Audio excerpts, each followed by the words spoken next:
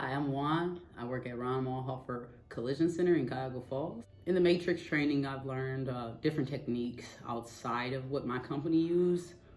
We have a couple people from different states, so certain things are different in their protocol, and the intel that they provided me is just different tips just to keep me going afloat with estimating. It was pleasant. It was fun, energetic. They were very cool people, sweet gentlemen. They know a lot about estimating, and I like to learn from people, so anything that anybody wants to tell me, hey, you should try this, I'm gonna try it. So they did great. Do you think that this training will make you more efficient and more money in the long run? I do think so, because I did learn some things that I've never heard before. Certain keywords and tips has been very helpful, because there was questions I had and didn't understand before.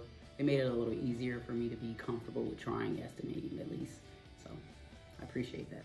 I definitely want to thank Ron Marhofer and his family for even taking the chance on me learning for estimating. And I want to thank John, my boss, my supervisor. He's an awesome dude.